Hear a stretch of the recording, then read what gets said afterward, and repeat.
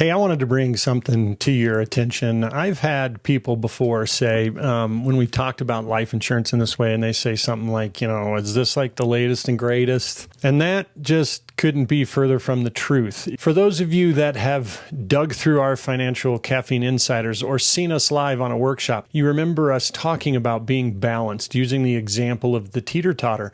And we typically see people, almost every individual we meet, they're like the fat kid on the teeter-totter, and they're just wanting somebody to apply pressure to the other side to have a game. But when all of the individual's money is sitting in a position that can be completely harvested by taxation, by the terms being changed, everything, it creates an issue. So the insurance, it's the only tool in all of tax code that allows you to balance out. And then through the workshop, we lay out exactly what that does for you. But I want to pull up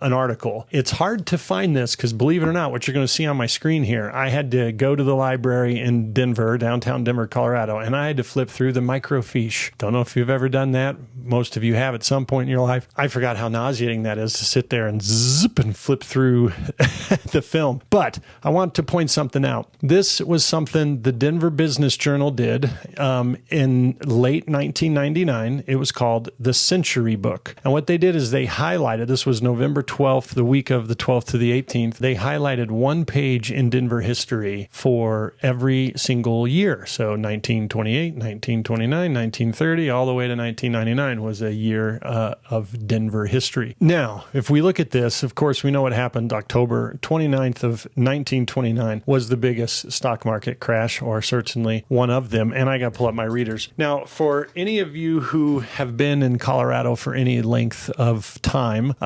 you know of the name Claude Boettcher down here at the bottom. Claude Boettcher was Denver's most famous market player. Now, Claude Boettcher, if you've stayed downtown Denver, owned the Brown Palace, famous hotel, super cool. We've got the Boettcher Hall if you do orchestra stuff, and then the Boettcher Mansion just outside of downtown Denver where our governor resides when they are in town. So Claude Boettcher, his name has been around forever. He was Denver's most famous market player, and he was traveling in the Soviet Union when the market collapsed. Let me move this over. When the market collapsed, according to the book Depression Denver. When he returned, this is really interesting to me, he fired the messenger who brought him the news of his financial ruin. I mean, I'm literally just reading into this. But why would you fire the messenger? Is that a little phrase? Don't fire the messenger. What? So some kid brought you news of your financial ruin and you fire that person? I doubt it.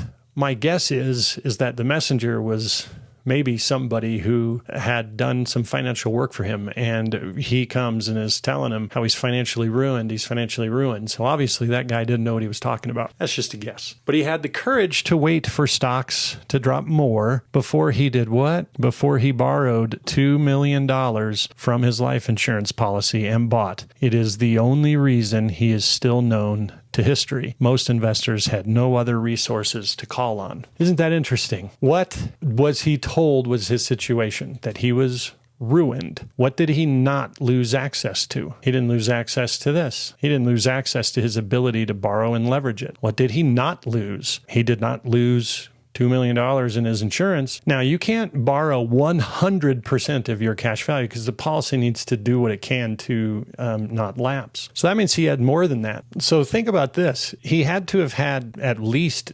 access to $2 million. How much did he actually have in his insurance? Recently did a training for some agents, and one of the agents did a quick calculation, said, Kelly, that's like having $36 million today in your life insurance contract. So is this new? No, this isn't new. This is what people have done to stay balanced really throughout history. Now, here's something that's sad off to the side. Between 1930 and 1934, 56 to 174 banks in the state closed their doors, wiping out the hard-earned savings of those that were not in the market. So you know this happened. You know there were people that were not invested in the market. That also, almost assuredly, of course, because not everybody didn't have money sitting in insurance. They thought they were safe with their money in the bank. Guarantee you, some men came home, told their wife, we're okay, we didn't lose everything, only to have the bank close their door and your savings were gone, just like that. And that sparked some new rules and FDIC and everything else. Banks just can't take your money, but they could back then. So even with banks closing their doors, even with financial ruin for those that had the ability, it's the only reason he's still known to history. So when we're dealing with these companies that have been around for over 100 years, that were in existence during this time, that have never missed a dividend, never one single time, these companies are incredibly strong. So this is how we balance people out. Anyway, I thought you would appreciate getting this PDF. So dig into our content. Tell you what, if you don't want to dig into the content and you just want to save some time, because I'm all about that too, then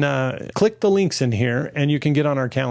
We've got the ability to see what you got going on. It's very simple, and we can lay out options for you to get you balanced. So look, if you click that link, you can get on our calendars. Somebody within our team will give you a call, and hopefully I've got an opportunity to meet with you directly, either myself or John Dwyer. Maybe if you're lucky, you get both of us. But we look forward to the opportunity to sit down with you.